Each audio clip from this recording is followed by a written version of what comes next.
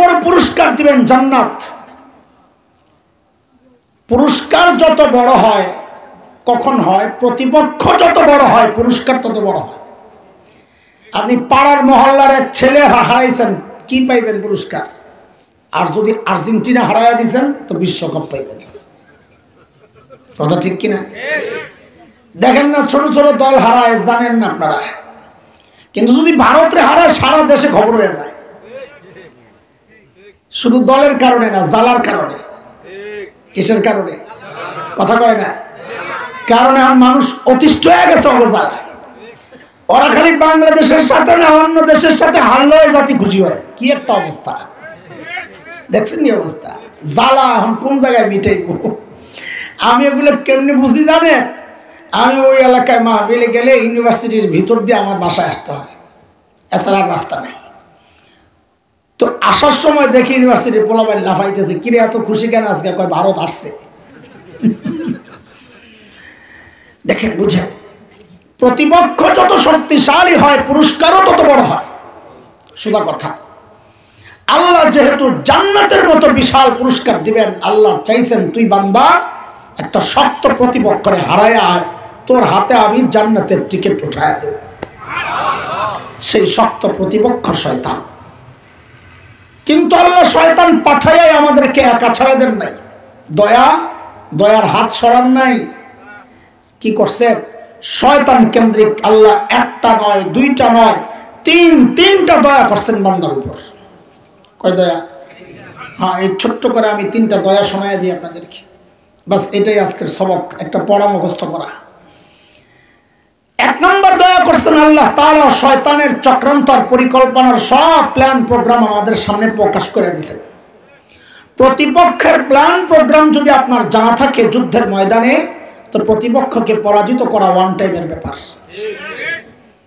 ৬৭ Arab Israel যুদ্ধে আরবরা পরাজিত হয়েছিল। অথচ আজকের ইসরায়েল যতটা শক্তিশালী, তখন ইসরায়েল অত শক্তিশালী ছিল না। আজকের আরবরা যত বিভক্ত, ইসরায়েলের সাথে খাতির তখন খাতির ছিল না। আরবরাও ছিল শক্তিশালী। চারপাশের আরবরা, মিশর, জর্ডান, সিরিয়া, লেবানন, ওরা সম্মিলিতভাবে একটা হামলার পরিকল্পনা সাজাইছে ইসরায়েলের উপর, একবারে শেষ করে দিবে। কবে? ইসরায়েলের এক আনন্দ উৎসবের দিনে সারা রাত উৎসব করবে, শেষ রাতে ঘুমাইতে যাবে অলস, ওই টাইমে হামলা করবে। কিন্তু ঘটনা হচ্ছে, মিশরের প্রেসিডেন্টের বড় জামাই ছিল ইসরায়েলের গোয়েন্দা সংস্থা মোসাদের এজেন্ট। কোন জায়গায় ঢুকাইছে দেখেন? আগে ঢুকাইছে জামাই, এখন ঢুকায় বউ। প্রেসিডেন্টের বউ, শায়েখদের বউ, ওই যুবরাজের বউ ইহুদি। আগে গোয়েন্দা ঢুকাইছে আত্মীয় স্বজনের মধ্যে, এখন একদম ডাইরেক্ট বিছানায়। আহা, ওই জামাই সাথে সাথে লন্ডন যায় মোসাদের প্রধানকে ডাকাইছে। ডাকায়া সব তথ্য দিয়ে দিছে, এই যে হামলা হচ্ছে ওই দিনে। ওরা তো অবাক, আমরা কিচ্ছু জানি না। ওরা জানেও না, ব্যাককল ভাবল সারা দুনিয়ার মধ্যে সবচাইতে চৌকস গোয়েন্দা সংস্থা, অথচ হামলা করে খবর পায় না। এই যে গত ৭ই অক্টোবর হামাস যে হামলা করলো, ভিতরে যাইয়া হায়রে কি অবস্থা, কি গোয়েন্দাগিরি করে যে নিজের দেশের ভিতরে এত ভিতরে যাইয়া হামলা করে, লোকজন লইয়া জায়গা খবর নাই। মাশাআল্লাহ, এমন গোয়েন্দাই তো দরকার। আল্লাহ আল্লাহ আল্লাহ। ইসরায়েলি গোয়েন্দা সংস্থা দেশে আইসাই পাল্টা পরিকল্পনা সাজাইছে। মুসলমান ঘুমি, এরা তো জানে আমরা হঠাৎ আক্রমণ করব। অথচ ওরা এমন পরিকল্পনা সাজাইছে যে মুসলমানরা যখন হামলা করবে, আরবরা, মুসলমান বলতে আরবরা, ধরেন ৩টায় হামলা করার সিদ্ধান্ত হয়েছে শেষ রাতে। ঠিক ১টা, ১:৩০, ২টার দিকে হঠাৎ ইসরায়েল এমন অতর্কিত হামলা মুসলমান ঘাঁটির উপর করছে যে আরবরা ৬ দিনের বেশি টিকে নাই, কোন রকমে পালায়া গেছে, তাও বহু এলাকা ছেড়ে দিয়া। আজকের যে গাজা, যে অবরুদ্ধ গাজা, ওই গাজা তো ছিল মিশরের থেকে ওরা গাজা নিয়ে নিছে। হ্যাঁ, সিরিয়ার বড় অঞ্চল নিয়ে নিছে, জর্ডানের বড় অঞ্চল নিয়ে নিছে, সব দিয়া যাইয়া কোন রকম বাঁচছে। এই পরাজয় মুসলমানদের, আরবদের কারণটা কি? ওই যে ইসরায়েল প্রতিপক্ষ আরবদের প্ল্যান প্রোগ্রাম পরিকল্পনা জেনে গেছে। এটা হচ্ছে শয়তান কেন্দ্রিক আল্লাহর প্রথম দয়া, যে আল্লাহ শয়তান কোন কোন লাইনে আমাকে আপনাকে ধোঁকা দিতে পারে এটা আল্লাহ আগেই জানাই দিয়েছেন। 2 নম্বর দয়া, যে ধোঁকা আমি জানাই দিলাম পরিকল্পনা, তো হামলা করা লাগবে না, এখন পরিকল্পনা মতো গোলা বারুদের গোডাউনে হামলা করা লাগবে না, তা আল্লাহ অস্ত্র দিয়া দিয়েছেন, এই অস্ত্র দিয়া হামলা কর।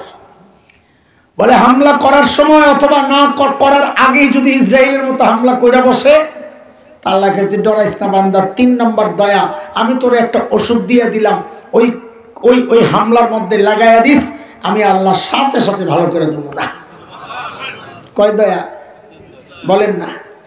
দয়া কয়টা? 1 নম্বর দয়া গোমর ফাঁস, বলেন শয়তানের পরিকল্পনা ফাঁস। কোরআনের জায়গায় জায়গায় জায়গায় জায়গায় শয়তানের নানান পরিকল্পনার কথা আছে। আমি একটা আয়াত দিছি আজকে একটা বিশেষ উদ্দেশ্য। শয়তানের একটা পরিকল্পনা, কয়েকটা পরিকল্পনা এই একটা আয়াতে শয়তান বলেছে। শয়তান বলে ওয়ালা উদিল্লান্নাহুম ওয়ালা উমান্নিয়ান্নাহুম ওয়ালা আমুরান্নাহুম ফালায়ুবাত্তিকুন্না আযানাল আনআম وَلَآمُرَنَّهُمْ فَلَيُغَيِّرُنَّ خَلْقَ اللَّهِ।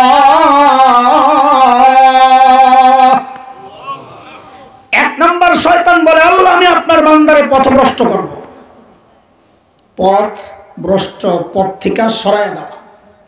শয়তান যে রাস্তা থেকে সরাইতে চ্যালেঞ্জ করছে আল্লাহরে, ওই রাস্তার নাম হলো সিরাতে মুস্তাকিম। কি নাম? কি নাম? সিরাতে মুস্তাকিম। ওই যে সূরা আরাফ 16 নম্বর আয়াত আল্লাহ বলেন قال فبما أغويتني لأقعدن لهم صراطك المستقيم। আল্লাহ যাদের কারণে আমারে তাড়াইছেন, ওরা যে রাস্তা সিরাতে মুস্তাকিম দিয়ে আপনার কাছে আসবে, আমি আসতে দিব না, ওই রাস্তায় বসে যাব। সিরাতে মুস্তাকিম কাকে বলে? একটু সংক্ষেপে, এটা আমার আলোচনার বিষয় না, আমার হলো শেষ 4 নাম্বারটা নিয়ে কথা, একটু হালকা বাড়ি মেরে জায়গা। সিরাতে মুস্তাকিম কাকে বলে? নামাজে তো দোয়া করতেছেন ইহদিনাস সিরাতাল মুস্তাকিম সিরাতাল লাযীনা আন'আমতা আলাইহিম গায়রিল মাগযুবি আলাইহিম ওয়ালাদ-দাল্লিন। পড়েন না? সিরাতে মুস্তাকিম দেখাও। সিরাতে মুস্তাকিম কি কি চাইতেছেন আল্লাহর কাছে? আপনি অনেক ব্যাখ্যা আছে, আজকে একটা ব্যাখ্যা দিয়ে শুধু। সিরাতে মুস্তাকিম কোন কোন মুহাক্কিক বলেছেন সিরাতে মুস্তাকিম হচ্ছে বাড়াবাড়ি আর ছাড়াছাড়ি মুক্ত রাস্তার মাঝামাঝি। বলেন বাড়াবাড়ি আর ছাড়াছাড়ির মাঝখানেরটা। একটা উদাহরণ দিই তাহলে বুঝবেন। ধরেন ইমাম মানার ক্ষেত্রে একটা আছে বাড়াবাড়ি আর একটা আছে ছাড়াছাড়ি। বাড়াবাড়ি কারা করে? শিয়ারা। শিয়াদের ইমামি একটা গ্রুপ আছে, ওরা মনে করে নবী আলাইহিস সালাম যেমন ইমাম শারে শরীয়ত প্রণেতা ইমাম, ওদের 12 ইমামও চাইলে শরীয়ত বানাইতে পারে, হালাল হারাম বানাইতে পারে। নাউজুবিল্লাহ। পড়েন নাই কি না বুঝার কারণে না অলসতার কারণে? বুঝছেন? ও তাহলে বাড়ির জায়গা পড়বেন। পড়ছেন? ও আস্তে আস্তে পড়ছেন। আচ্ছা, আরে জোরে বললি আল্লাহ কবুল করে কিনা সন্দেহ আছে, আপনি আস্তে আস্তে করেন। জোরে কর নাউজুবিল্লাহ। আল্লাহ আস্তে বললে শোনেন, আর শোনে বুঝেন না কেন? যারা ঘুমাইতেছে এখন ঘুমটা ভাঙন লাগবো না, আর শয়তানও হনুক আকাম শুনে যে আমরা নাউজুবিল্লাহ পড়ি। হ্যাঁ, এটা একটা অস্ত্র। এই নাউজুবিল্লাহ একটা অস্ত্র। যদি সুযোগ থাকে, সময় আমি ঘড়ির দিকে তাকাইতেছি, তাইলে বলবো আর নাইলে জামুগা। শীতে কষ্ট করছেন, দিলে কথা শুনে যান। আচ্ছা, হ্যাঁ ঘড়ি লাগাইছে, সুবিধা আমগো। খেয়াল করেন, সিরাতে মুস্তাকিম হচ্ছে বাড়াবাড়ি আর ছাড়াছাড়ি মুক্ত। তো ইমাম মানার ক্ষেত্রে বাড়াবাড়ি করে শিয়ারা। ওরা 12 ইমামকে নবীর মর্যাদা দেয়, নাউজুবিল্লাহ।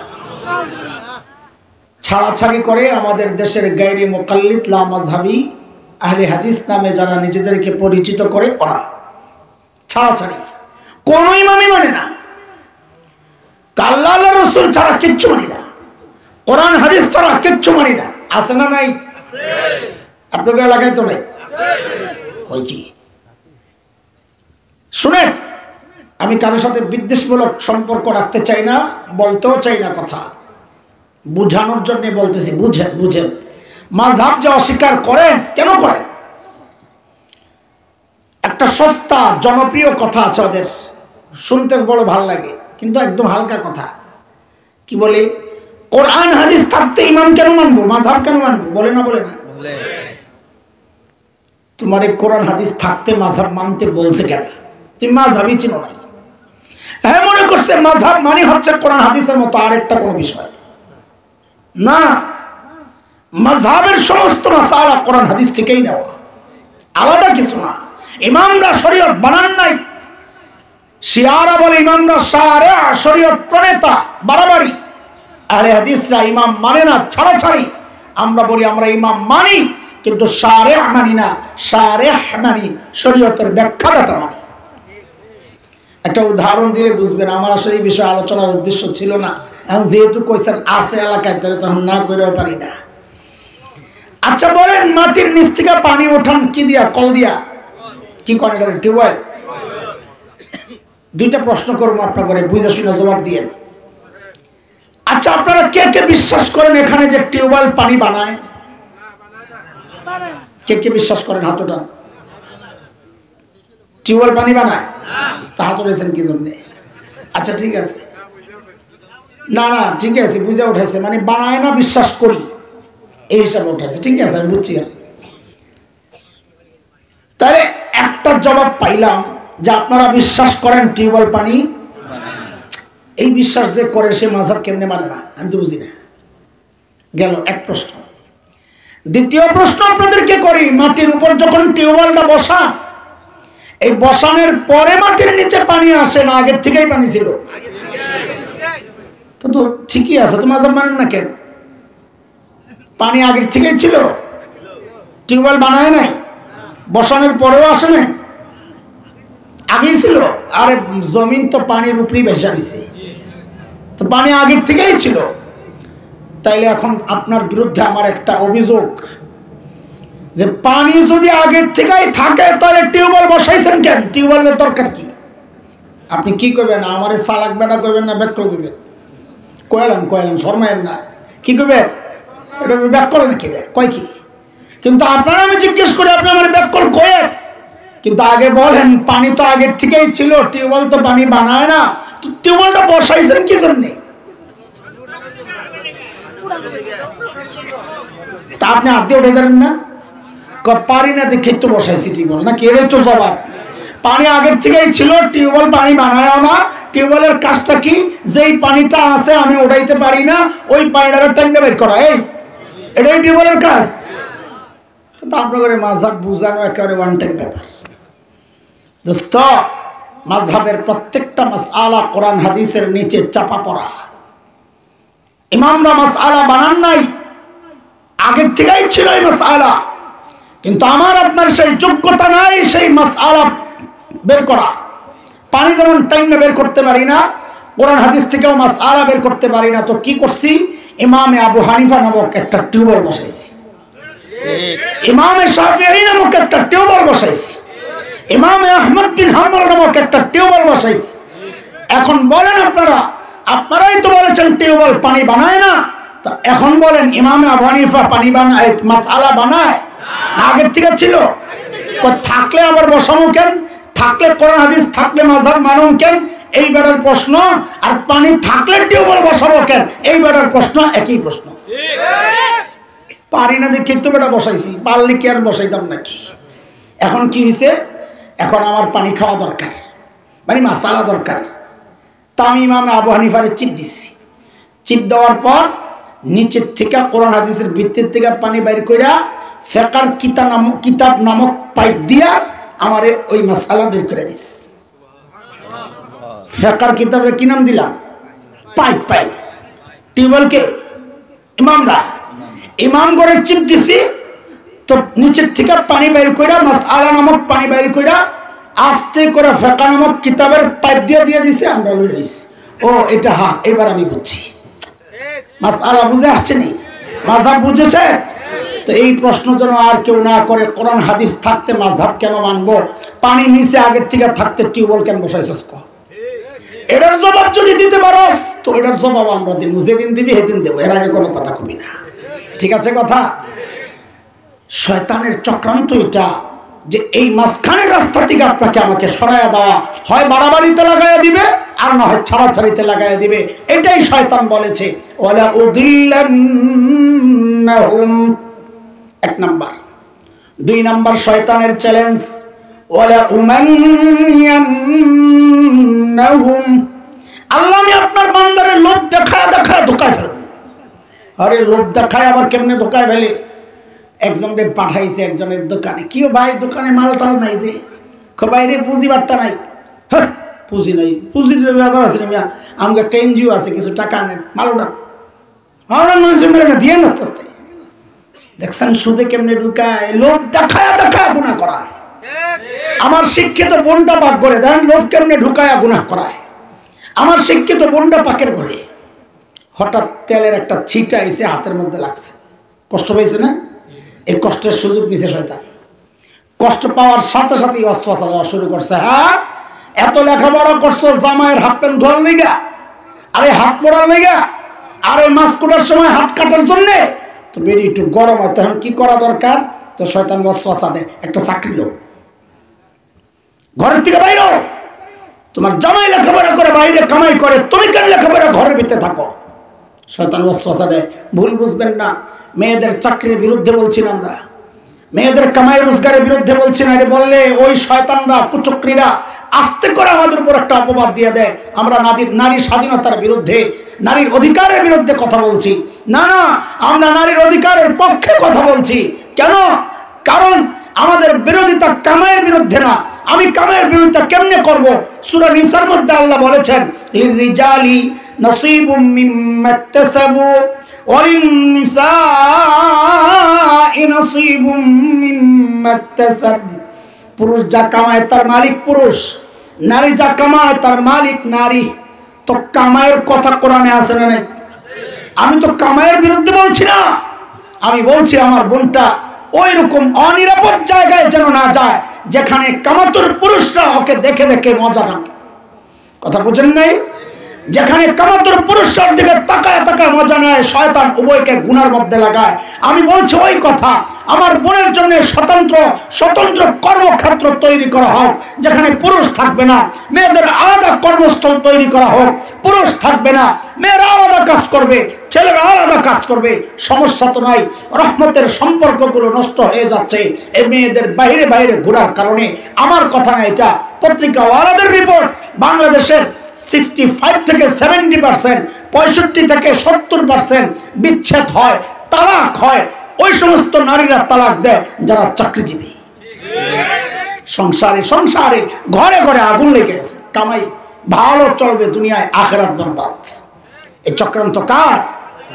এই চক্রান্ত কার শয়তানের চ্যালেঞ্জ এটা শয়তানের 3 নম্বর চ্যালেঞ্জ ওয়ালা আমুরান্নাহুম فَلَيُبَتِّكُنَّ آذَانَ الْأَنْعَامِ আল্লাহ আমি আপনার বান্দাকে হুকুম করব তারা যেন চতুষ্পদ জন্তুর কান ছিদ্র করে কাদের এটাও শয়তানের একটা কৌশল শিরিক করাবে অনেক সময় ডাইরেক্ট অনেক সময় ঘুরাইয়া এখানে ঘুরাইয়া শিরিক করানোর পদ্ধতি আল্লাহ দেখাইতেছে অনেক সময় ডাইরেক্ট মূর্তির পূজা করে অনেক সময় মরা মানুষের কবরে ঢুকায়া পূজা করে ঘুরাইয়া কথা ঠিক কিনা অনেক সময় ওই দেবদেবীর কাছে চায় অনেক সময় কবর ওয়ালার কাছে চায় একই জিনিস অনেক সময় পাথরের পূজা করে অনেক সময় পাথরে আংটি বানায়া লাগায়া বিশ্বাস করে এই পাথর আমার ভাগ্য পাল্টায়া দেয় জিনিস একটাই শিরিক স্পষ্ট শিরিক বলছি শয়তানের পদ্ধতি, এটা ডাইরেক্ট শিরক করাবে অথবা ঘুরায় করাবে। এখানে কি করছে, চতুষ্পর্যন্তর কান ছিদ্র কেন করা হয়? যারা দেবদেবীর পূজা করে ওই দেবদেবীর নামে ওরা কখনো কখনো মান্যত করে, জীবজন্তু উৎসর্গ করে, বলি দেয় না এগুলা, হ্যাঁ ছেড়ে দেয়। তো ওইগুলার যেন কেউ জবেহ করে খায় না ফেলে ওদের কানে চিহ্ন লাগায়া দেয়, যেগুলো আম্মার জন্য বরাদ্দ, এগুলা খাইস না। এটা শয়তান করায়।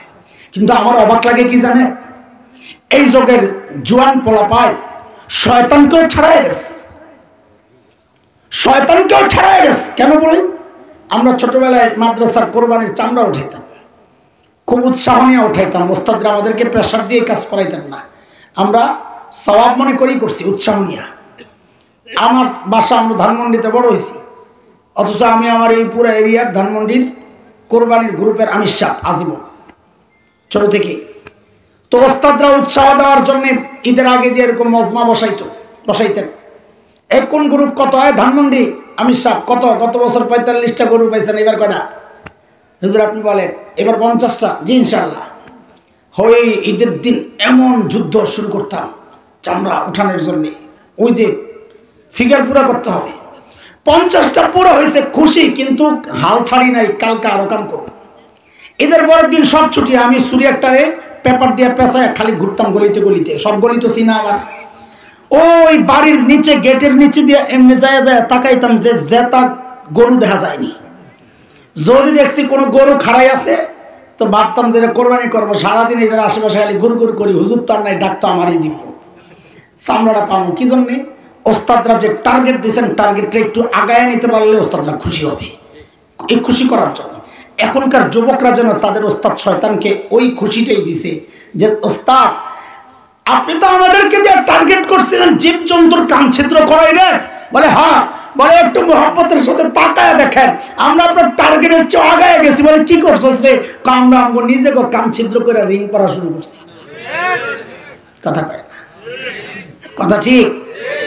এখন থেকে যে সমস্ত ছেলে পেলেরা দেখবেন কান ছিদ্র করে রিং পরে, বুঝে নিবেন ও শয়তানের বড়রা, কারণ শয়তানের টার্গেট আর একটু নিচে আছিল।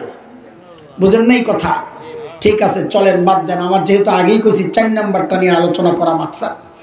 শয়তানের 4 নাম্বার চ্যালেঞ্জ, ওয়ালা আমুরান্নাহুম ফালায়ুগাইয়িরুন্না খালকাল্লাহ। শয়তান আল্লাহকে বলে, আল্লাহ আমি আপনার বান্দাকে হুকুম করব তারা যেন সৃষ্টির পরিবর্তন আনে। সৃষ্টির পরিবর্তন আবার কি জিনিস? এক সময় আমরা তো নানান ব্যাখ্যা দিছি, কিন্তু এখন এমন স্পষ্ট ব্যাখ্যা হয়েছে মনে হয় যেন আগের ব্যাখ্যা যা দিয়েছি সব ভুল ছিল। আগে কি ব্যাখ্যা দিছি ওটা একটু শোনালো। আগে আমি নিজে ব্যাখ্যা দিছি এগুলা। সৃষ্টির পরিবর্তন আল্লাহর নবী বলেন সাল্লাল্লাহু আলাইহি ওয়াসাল্লাম বলেন না, মা আসফালা মিনাল কাবাইনি মিনাল ইজারি ফিন্নার। যেই পুরুষের কাপড় টাকনুর নিচে চলে যায় নবী বলেন সে জাহান্নামী। নাউজুবিল্লাহ পড়েন। কার কার কার কাপড় টাকনুর নিচে গেলে সে জাহান্নামী? শয়তান কি কাম করছে দেখে, সৃষ্টির পরিবর্তন। পুরুষের কাপড় যাওয়ার কথা টাকনুর উপরে, এটারে নামাইছে নিচে। বেডিগো কাপড় যাওয়ার কথা টাকনুর নিচে, বেডিগো এখন ফ্যাশনের পায়জামা বাইর করছে, কাটতে কাটতে উপরের দিকে উঠাইতেছে। কথা ঠিক না বেঠিক? চলেন শুনেন আগে কি ব্যাখ্যা দিয়েছি শুনেন। সূরা নূর আয়াত 31 আল্লাহ বলেন, ওয়ালিয়াদরিবনা বিখুমুরিহিন্না আলা জুয়ুবিহিন। মেয়েরা যেন তাদের স্বাভাবিক কাপড় চোপড় পরার পর বড় একটা ওড়না জড়ায়া দেয়। কাজে একটু বুঝে শুনে বলেন তো, ওড়না কাদের পোশাক? আরো জোরে কোন, কাদের পোশাক? কিন্তু মেয়েদের পোশাক হলে ওড়না গেল কই? এখন দিকে আমাদের অনেক বোনরা ওড়না পরে না, অনেকে আছে পরে না, গেঞ্জি গায়ে দেয়, কি কয় টি শার্ট বলে, শাখা এই শার্ট পরে না, প্যান্ট পরে বেরিয়ে হাই, কি একটা অবস্থা। ওড়না লাগে না, কোন গেছে কই কই যায় নাই, আছে জাগা পাল্টাইছে। শয়তানের টার্গেট সৃষ্টির পরিবর্তন, জাগা পাল্টাইছে না, কই গেছে এখনকার পোলাপানের ফ্যাশন হয়ে গেছে, বিভিন্ন অকেশনের প্রোগ্রামে যায়, জামা এক কালার, পায়জামা চৌসা একদম টাকনুর নিচে না গোড়ালির নিচে, আর গলায় একটা দুপট্টা ওড়না ঝুলাইয়া দেয় লম্বা। পরে না পরে না? পোলাপান ওড়না পরে না পরে না? কার ওড়না কে পরে? বেডির ওড়না বেড়ায় পরে। হিসাব মিলে? আল্লাহর হাবিব বলেন কসুস শারিব ওয়া ফুল্লুহা, এই ইমানদার, এই মুসলমান পুরুষরা, তোমরা মুছ কাটো, দাড়ি ছাড়ো। দাড়ি মানে রাখো, কাটো না। আর মুছ কাজী দাড়ি পুরুষের জন্য ওয়াজিব। বলেন দাড়ি পুরুষের জন্য ওয়াজিব। শয়তান কতরে ওয়াজিব আদায় করাইতাছি, রাখ। স্মার্ট হওয়া লাগবে, এক ধান্দা ঢুকায়া দাড়িগুলারে সাচ্চা সৃষ্টির পরিবর্তন। বলে কেমনে? বলে বেড়া আর বেড়ির চেহারা একরকম বানাই দিস। কথা বোঝে নাই? কেমনে একরকম? ছোট্ট করে বললে এই গল্পটা পিসাব রাগ না হইলি হয়। এক পিচ্ছি চিৎকার করে করে কান্তাস। এইরকম বড় দাড়িওয়ালা হুজুর গেছে আর করলইতে, যে ঘরে দাড়িওয়ালা নাই, দাড়িওয়ালা দেখলে পোলাপান বড় ভয় পায়। হুজুর দিয়ে গেছে, পিচ্ছি দিছে, আরো জোরে চিৎকার। পাশে ছিল দাড়ি ছাড়া এক লোক। হ্যাঁ, হুজুর দেখতে পারে না, দাড়িওয়ালা দেখতে পারে না। বহু মানুষ আছে দাড়ি রাখে না, কিন্তু দাড়িওয়ালাদেরকে মহব্বত করে। আবার অনেক খবিশ আছে নিজের দাড়ি আছে, স্টাইলের দাড়ি, কিন্তু দাড়িওয়ালা দেখতে পারে না। ওই বেড়া ছিল ওই ক্যাটাগরির, দাড়িওয়ালা দেখতে পারে না। যেই দেখছে হুজুরে দেখে পিচ্ছি দিছে চিৎকার, তো এইবার ওই বেড়ায় কয় কি, হুজুর দেখলেন তো জঙ্গি করে, পিচ্ছিরাও ভয় পায়। কিন্তু হুজুর তো পণ্ডিত মানুষ, হুজুর করে মনে করে বোকা। আর হুজুর বোকা না, হুজুর সরল সোজা। যার সিনায় আসমানি এলেম আছে সে বোকা হয় না। বোকা তো সে যে আসমানি এলেম থেকে বঞ্চিত। যেই হুজুরে কইছে, হুজুর পোলাপান তো জঙ্গি দেখলে ভয় পায়, দেখলেন তো, এই যে হ্যাঁ করলেছে, কান্দা থেমে গেছে। হ্যাঁ করলেছে, কান্দা থেমে গেছে, ঘটনা চক্র হয়ে গেছে। তো হুজুর কয়, আরে তোমার কোলে যায় কান্না থামছে কি জন্যে জানো? বলে কি জন্যে? কয় তোমার আম্মা মনে করছে। দেখছেন অবস্থা? সৃষ্টির পরিবর্তন বুঝিয়ে দিছি। আব্বারে কি বানায় দিছে? আরে শয়তান দাড়ি কাইটা আব্বারে কি বানায় দিছে? যারা কাটছেন শরম পাইলে রেখেলেন, আমি তো শরম দেওয়ার জন্যই কইতাছি। ঠিক আছে, দেখেন এই ব্যাখ্যাগুলাই আগে দিতাম, সৃষ্টির পরিবর্তন। কিন্তু এখন এক ভয়ঙ্কর ফিতনা আসছে আমাদের সামনে। এই ফিতনা আমাদের সামনে এসে আমাদের চোখে আঙ্গুল দিয়ে বুঝাই দিছে, ব্যাখ্যা আগে যা দিছে এগুলোর চেয়ে এটা হলো পারফেক্ট ব্যাখ্যা, বাস্তব। সেই শয়তানের এক নতুন চ্যালেঞ্জ, সৃষ্টির পরিবর্তনের নাম দিছে ট্রান্সজেন্ডার। কি নাম দিছে? কি নাম দিছে? আমি আগেই বলেছি, এখানে কিছু কথা অনেক আছেন যারা বুঝবেনই না, এটি কি কয়। আবার অনেক আছেন লজ্জা পাইবেন, এগুলা কি কয়। কিন্তু আমরা বলেছি, ওরা যেহেতু লজ্জা শরম খায়া আমাদের সন্তানের ঈমান আমল শেষ করছে, এখন আমরাও লজ্জা শরম খায়া আমাদের সন্তানদের ঈমান আমল রক্ষায় মিশনে নেমেছি। কিচ্ছু করার নাই। এগুলো এমন কিছু কথা যেগুলো আমি বুঝি, অনেকে বুঝবেও না।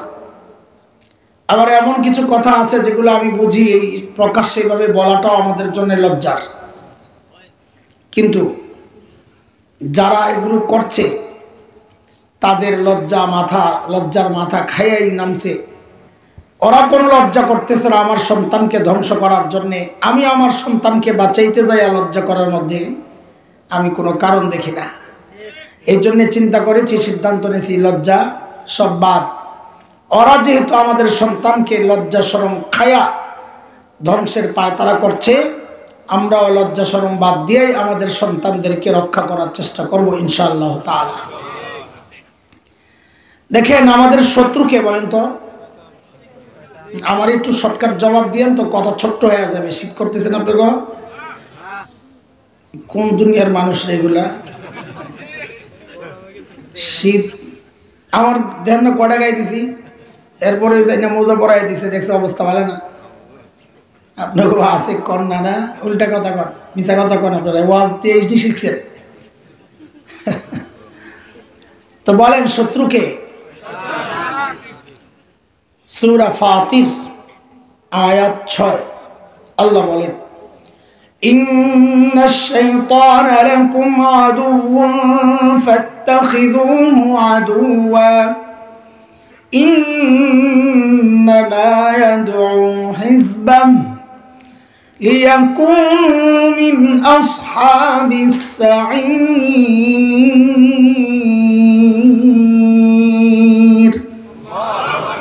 আল্লাহ বলেন, নিশ্চয়ই শয়তান তোমাদের শত্রু, আমি শত্রু বানাইলাম, তোমরা আবার খাতির পাতায়ও না। শত্রু হিসাবেই মোকাবেলা করো, না হয় সে তোমাকে আহ্বান করে জাহান্নামের রাস্তায় উঠায়া দিবে। আচ্ছা, একটা প্রশ্ন করি আপনাদেরকে, এখানে এমন কোন বাবা আছে যে বাবা তার সন্তানকে একটা বন্ধ ঘরের মধ্যে আটকায়া, যে ঘর থেকে বের হওয়ার কোনো রাস্তা নাই, এই ঘরের মধ্যে আটকায়া ভেতরে বিষাক্ত সাপ ছায়া দিবে, এমন কোন বাবা আছে? একজনও নাই? কি বলে নাই? যদি থাকে সেই বাবা সুস্থ না পাগল? বাবার পক্ষে কি করে সম্ভব যে নিজের সন্তানকে বন্ধ ঘরের মধ্যে আটকায়া, যে ঘর থেকে বের হওয়ার রাস্তা নাই, ওই ঘরে বিষাক্ত সাপ ছেড়ে দিবে?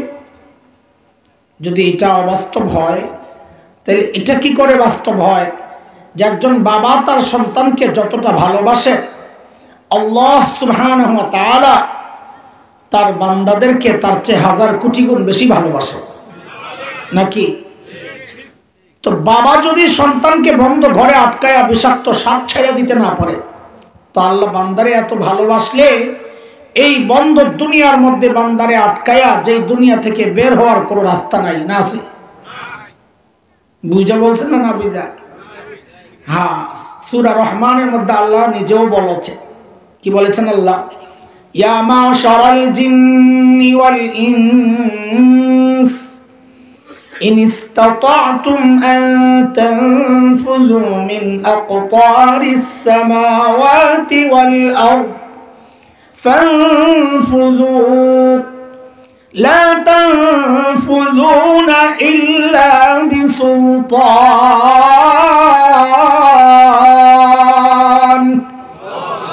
ও জিন ও মানুষ, যদি সম্ভব হয়, শক্তি থাকে, সামর্থ্য থাকে, তো আসমান আর এই জমিনের যে পরিধি আছে, এই এরিয়া থেকে বের হয়ে যাও।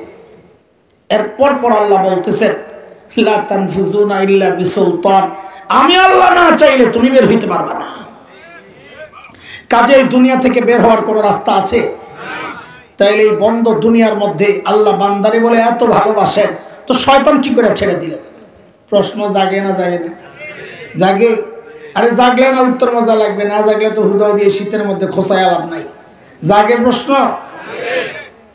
একটা হালকা জবাব শোনেন, ভাষা ভাষা জবাব। আমি এত ভাষা জবাব দেই না, কিন্তু আমার মজা লাগে না। এটা বড়রা বলেছেন, শয়তান আল্লাহ কেন পাঠাইছেন? এত মহব্বত করেন বান্দারে, কইটাও পাঠাইছেন বান্দারে বাঁচানোর লিগে। বাঁচানোর লিগে পরীক্ষা তো এটা আছে, এটা বলবো ইনশাল্লাহ, কিন্তু এটা ভাষা ভাষা কথা আছে, এটা বলতেছি আগে। ওটা তো আসল কথা, পরীক্ষা। ভাষা ভাষা কথা কি একটু বুঝেন। দেখেন, আমরা যখন ঢাকার ফরিদাবাদ মাদ্রাসায় পড়ি, ছোট্ট এই একমত গুড়াগাড়া, তো ফরিদাবাদ মাদ্রাসার পাশে একটা বড় মাঠ আছে, ধূপখোলা মাঠ। ওই মাঠে মাঝে মধ্যে আমরা খেলতে যাইতাম গোপনে। তো মাদ্রাসায় কিছু পোলাপাইন থাকে, সুফি সাহেব, আমরা বলি সুফি সাহেব, হুজুরদের কাছে খালি ভালো থাকতে চায়, আর বন্ধু বান্ধব সহপাঠী যারা এগোরে ফাঁসায় দেয়। ওই খেলতে যায় না, যাইয়া মাঠের কিনারায় খাড়ায় থাকে, বাবলয় খেলা দেখতেছে, আর আস্তে আস্তে নাম লিস্টি করে। আছে না বলবেন এরকম? কিরে কথা কাম? এইগুলা কোনো, এগুলা কামে লাগে না, খামা খাই। হুজুরের কাছে ভালো থাকতে চায়, আসলে লেখাপড়াও ভালো না সুফি সাহেব। ওরা লিস্ট পাঠায় দেয় মাদ্রাসায়, হুজুরা ওরা খেলতে গেছিল, ও কিন্তু গেছে। পরের দিন অফিসে হাজির, সব ডাকসাই কাকে খেলতে গেছে, লিস্ট একটা খেলে সব রেডে খেলে। ও আল্লাহ, দেখে যে আসামি তো হাসান জামিলও আছে। যারা শিক্ষা ব্যবস্থার সাথে যুক্ত আছেন অথবা খবর রাখেন, জানেন ভালো ছাত্রদের প্রতি ওস্তাদদের একটা দুর্বলতা থাকে। আমি যেহেতু বরাবর আমার জামাতে ফার্স্ট হইতাম, তো হুজুররা খুব মায়া করতেন, আর দেখতো বেকল বেকল লাগতো চেহারার মধ্যে। অনেক চেহারা এমন আছে ভিতরে শয়তান বোঝা যায় না, আমি একটা। তো খুব মায়া করতে, সোজা কথা। তো চাইতার একটা উসিলা দিয়ে নিয়ে আমারে সরান যায়। এই দুর্বলতার খবর আমরাও জানতাম, বুঝতাম। তো কি করতাম, যেই জিজ্ঞেস করতো এই কেন গেছস, তা আস্তে করে ক্লাসের সবচেয়ে দুষ্ট যেটা, যে আসলে ফুসলে আম করে লয়ে গেছে, ওর কান্দে চাপাইয়া দিতাম, ও লয়ে গেছে। হুজুর তো চাইতে নেই মনে হয় এমন একটা কিছু। তারপরে তুই ধমক দিয়া বিদায় করে ওটা লাগাইতেন পিঠা, তুই নিজে খারাপ ভালো গুলো কেন খারাপ করিস। বুঝেন বুঝেন, আল্লাহ দুনিয়ায় শয়তান কেন পাঠাইছেন বলেন? আমাদের বড়রা এটাও বুঝাইছেন, যারে হাসরের মাঠে আল্লাহ যখন জিজ্ঞেস করবেন, এরে বান্দা তুই অপরাধ কেন করলি, তো বান্দা আল্লাহর জন্য একটা সুযোগ রেখে দিয়েছেন, আস্তে করে চাপায়া দেওয়ার সুযোগ আল্লাহ এটা করেছে। যদি শয়তান না পাঠাইতেন সব দায়ভার নিজের কান্দে পড়ত। এখন শয়তানের কান্দে যাইয়া আল্লাহর নগদ 2-3টা ধমক টমক খায়া জান্নাতের রাস্তায় ওঠার একটা সুযোগ আমরা পেয়ে গেছি। তাহলে শয়তান পাঠায়ও আল্লাহ দয়া করছে। বুঝে আসছে না কথা? কিন্তু আসল জবাব ওইটাই। দেখেন দুইটা জিনিস, একটা হচ্ছে হিজরা, আমরা আমাদের আইনি ভাষা হচ্ছে থার্ড জেন্ডার, কি বলে কি কয়, তৃতীয় লিঙ্গ, কি বলে? একটু বুঝেন, একটু বুঝেন, একটু বুঝেন। ভয়ঙ্কর ফিতনা, না বললে তো আপনারা শুনবেন না, বলতে বলতে আস্তে আস্তে আপনারা অভ্যস্ত হবেন। শোনা তো দরকার, শুরু তো করা দরকার, যেহেতু কাজ ওরা শুরু করছে, আমাদের বোঝানো শুরু করা দরকার না? না ঘুমাইতাম কর আল্লাহ। থার্ড জেন্ডার, তৃতীয় লিঙ্গ, এটা ইসলাম বিরোধী একটা কথা। ইসলামের থার্ড জেন্ডার বলতে কিচ্ছু নাই। ইসলামের জেন্ডার দুইটা, লিঙ্গ দুইটা, পুরুষ নারী। কোরআনের কথা, সূরা নিসা আয়াত নম্বর 1, আল্লাহ কি বলেন? ইয়া আইয়ুহান নাসুত্তাকু রাব্বাকুমুল্লাযী খালাকাকুম মিন নাফসিন ওয়াহিদাহ ওয়া খালাকা মিনহা যাওজাহা وبث منهما رجالا كثيرا ونساء। আয়াত আল্লাহ দেখাইছেন জেন্ডার। অন্য আয়াত আল্লাহ বলেন ইয়াহাবু লিমান ইয়াশাউ ইনাসা ওয়া ইয়াহাবু লিমান ইয়াশাউ যুকুর আও ইউযাওwijuhum যুকরানান ওয়া ইনাসা ويجعل من يشاء عقيما। আল্লাহ বলেন আমি যাকে চাই তাকে ছেলে দেই, যাকে চাই তাকে মেয়ে দেই, যাকে চাই তাকে ছেলেও দেই মেয়েও দেই, যাকে চাই তাকে কোনোটাই দেই না, বন্ধ রাখি। এখানে আল্লাহ তৃতীয় লিঙ্গের কথা বলেন নাই, কারণ এটা ইসলামে এই শব্দ বলতে কিচ্ছু নাই। বলে তাই তাদেরকে কি বলা হবে? আমি জিজ্ঞেস করি, যদি কেউ জন্মান্ধ হয়, জন্ম থেকে চোখ না থাকে, তাকে কি আপনারা তৃতীয় লিঙ্গ বলেন? কেউ জন্ম থেকে হাত নাই, তাকে তৃতীয় লিঙ্গ বলেন? জন্ম থেকে পা নাই, তাকে তৃতীয় লিঙ্গ বলবেন? কি বলবেন? অঙ্গ প্রতিবন্ধী। কি বলবেন? অঙ্গ প্রতিবন্ধী, তার বিশেষ কোনো একটা অঙ্গ নাই। তো যদি অঙ্গ প্রতিবন্ধী অন্য সব অঙ্গের ক্ষেত্রে বলেন, তো বিশেষ অঙ্গ না থাকলে বা কোনো সমস্যা থাকলে ওইটা কেউ তো অঙ্গ প্রতিবন্ধী বলা দরকার। সেখানে তাদেরকে তৃতীয় লিঙ্গ বইলা আলাদা একটা জাতি হিসাবে আপনারা যখন সাব্যস্ত করছেন, ফলাফল কি?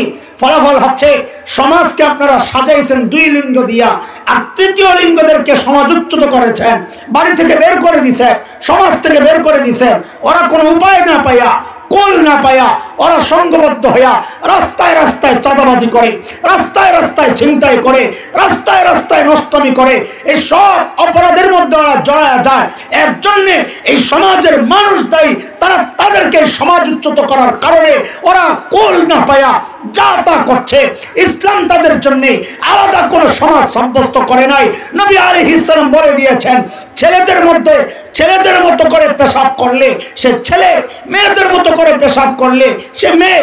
তাদেরকে আলাদা বাইর করার দরকার নাই, সমাজেই থাকবে, বাবার সম্পত্তি পাবে, মা সম্পত্তি পাবে, সব পাবে। শুধু বিয়ে শাদীর যে জীবন, স্বাভাবিক জীবন, পারিবারিক জীবন, শুধু এইটার মধ্যে সে অক্ষম, এইটা শুধু করবে না। আর সব বিধান তার জন্য শরীয়ত রেখেছে, আপনারা তা মানেন নাই, না মাইনা ওদেরকে রাস্তায় বের করে দিছে। সমাজের বিশৃঙ্খলা বাড়ছে, এর জন্য দায়ী ওরা না, এর জন্য এই নষ্ট সমাজ দায়ী। কিন্তু ট্রান্সজেন্ডার আর এই হিজড়া তৃতীয় লিঙ্গ এক জিনিস না। ট্রান্সজেন্ডার কাকে বলে? ট্রান্সজেন্ডার, আয় হায় হায় হায় হায়, বুঝেন, খুব সহজে বুঝেন। আমার বলতে খারাপ লাগতেছে, কিন্তু না বললে কি করবো, অনেক বুড়া আছে কিছুই বুঝে না। একজন পুরুষ, পুরুষ হিসাবেই জন্ম নিছে, পুরুষ হিসাবেই বেড়ে উঠছে, পুরুষ হিসাবেই বালেগ হয়েছে, তার যত জৈবিক চাহিদা সব কিছু আসছে তার মধ্যে। হঠাৎ তার কাছে মনে হলো সে, তার মধ্যে মেয়েলি কিছু স্বভাব আছে। এখন সে যদি চায় তাহলে তার বিশেষ অঙ্গ কেটে আরো স্তন বানায়া প্রতিস্থাপন করে সে যদি নিজেকে নারী দাবি করতে চায় তাইলে সে এই অধিকার পাবে। এটা হচ্ছে ট্রান্সজেন্ডার। এটা পশ্চিমাদের একটা নোংরামি, একটা আবর্জনা, সেখানে এটা চলছে, চালু হয়ে গেছে।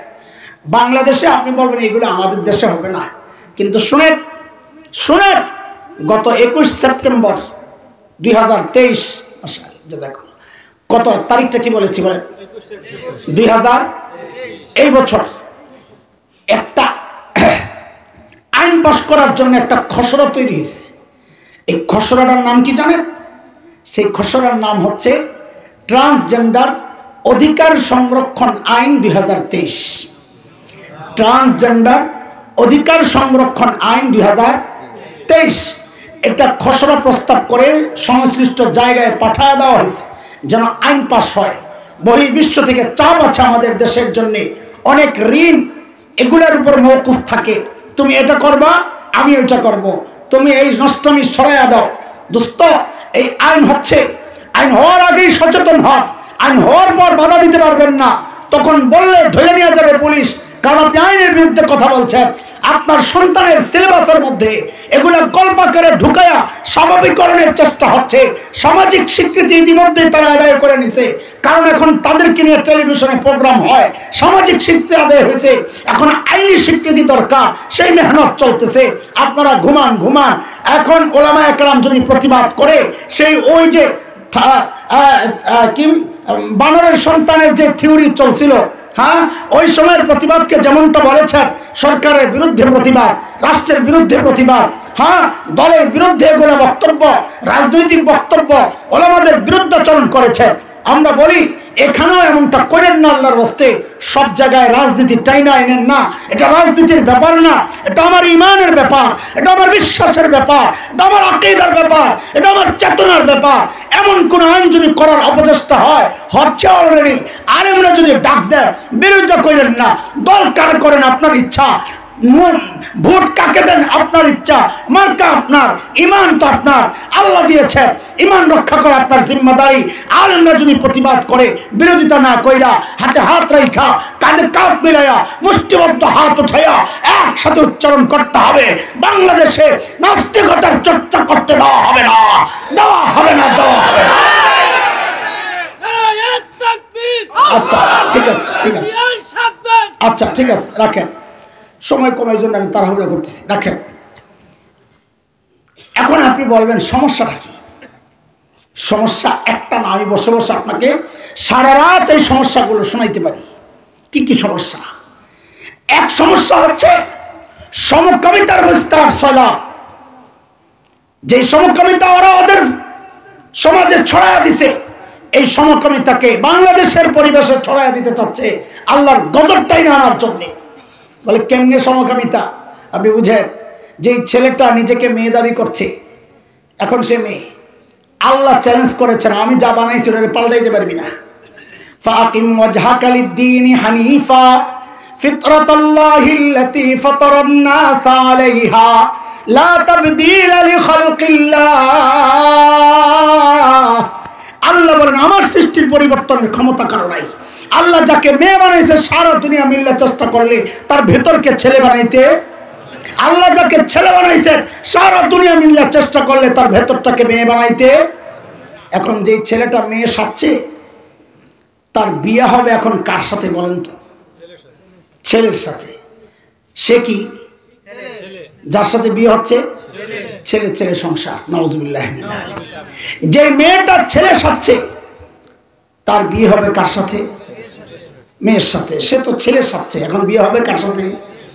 মেয়ের সাথে। সে তো মেয়ে রয়েছে। আল্লাহ বলতেছেন লা তাবদীলা লিখালকিল্লাহ, পরিবর্তন তারা পারবে না। তার মানে কি? ভেতর সব বিয়ে রয়েছে।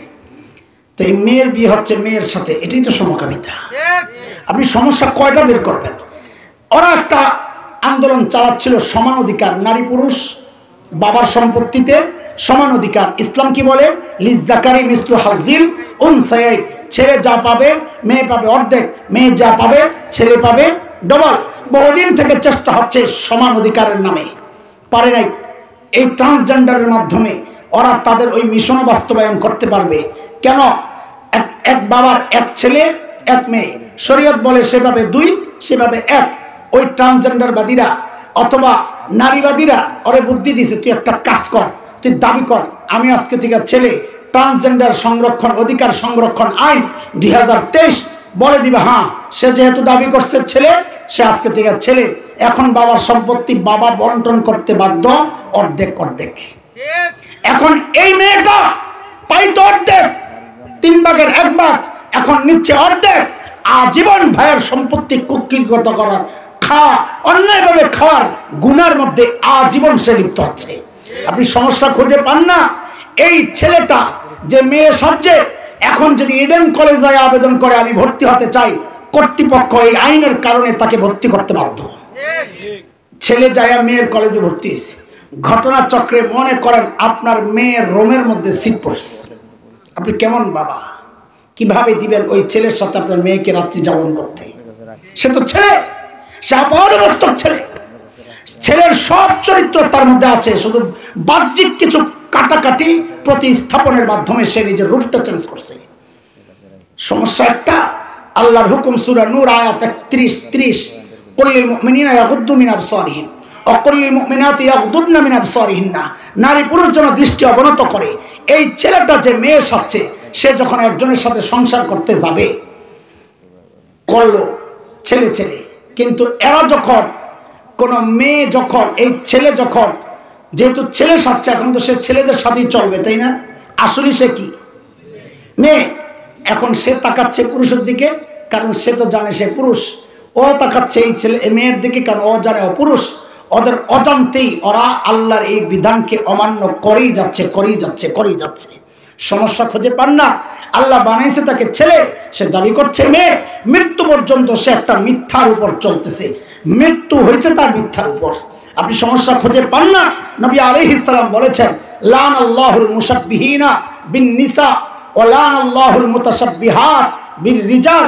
যে সমস্ত নারী পুরুষের বেশভূষা ধারণ করে, যে সমস্ত পুরুষ নারীর বেশভূষা ধারণ করে, নবী আলাইহিস সালাম তাদের উপর লানত করেছেন। এরা খালি বাহ্যিক বেশভূষা ধারণ করে নাই, অঙ্গ কাটাকাটি করে প্রতিস্থাপন করে বেশভূষা ধারণ করেছে, তাদের উপর তো নবীর লানত আরো বেশি হওয়ার কথা। সমস্যা আপনি খুঁজে পান না? সতর্ক হন, এগুলো শয়তানের চ্যালেঞ্জ। আল্লাহ কিন্তু আগেই জানায় রাখছেন। ওই যে বলেছি সৃষ্টির পরিবর্তনের অর্থ আগে তো করছি একটা, এখন দেখি যে আসল ব্যাখ্যাই তো রয়ে গেছে, এতদিন করি নাই। ওরা আমাদেরকে দেখায় দিছে যে 1400 বছর আগে আল্লাহ যা জানায় দিছেন, 1400 বছর পরেও সেটা বাস্তবায়িত হচ্ছে। কোরআনের মুজিজা, এটা অলৌকিকতা। দোস্ত, আমি আর বাকি 2 রহমতের কথা বলতে পারছি না। আবারও কোনোদিন আসি তো আপনাদের এখানে, তো খাইতে আসি। আমি আগেও বলছি আপনাকে, পিসা হুজুরের বাড়িতে আমি আসি খাইতে। আজকে কইছি যে সবাই দাওয়াত দেয় বয়ান করার জন্য, আপনি শুধু খাওয়ানোর জন্য দাওয়াত দিবেন, কারণ আপনি আমার খাইয়া পোষে না। খাইতে লইলেই এই বয়ানের টাইম হয়ে গেছে, শীত বেশি পড়ছে, মানুষের কষ্ট হইতেছে, এগুলা শুনতে শুনতে খানার যায় আমার ভিতরে।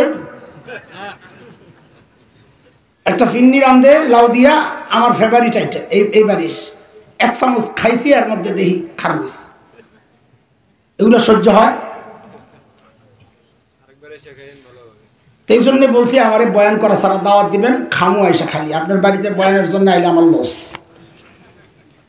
আবার আসা হবে, কারণ খানা ভালো তো, দাওয়াত দিলে মানা করতে পারি না। তা আবার আসলে কেউ যদি থাকে, এরা এত প্রায় আসে, মনে করায় দিয়ে যে শয়তান বিষয়ক 2 দয়া রয়ে গেছে। এক দয়ার আলোচনা হয়েছে, সেই দয়া কি? শয়তানের পরিকল্পনা ফাঁস যেন আমরা মোকাবেলা করতে পারি। আল্লাহ আমাদের সবাইকে শয়তানের সব চক্রান্ত থেকে হেফাজত করেন, আমিন। ওয়া আখিরু দাওয়ানা আলহামদুলিল্লাহি রাব্বিল আলামিন। সুবহানাল্লাহি বিহামদি, সুবহানাকাল্লাহুম্মা বিহামদিক, আশহাদু আল্লা ইলাহা ইল্লা আনতা আস্তাগফিরুকা ওয়া আতুবু ইলাইক।